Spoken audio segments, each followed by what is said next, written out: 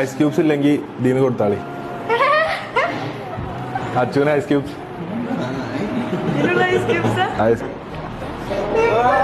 ചാടല്ലേ happy.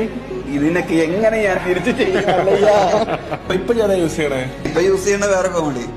ഇത് എനിക്ക് 2023 December 23 എന്നാണ്.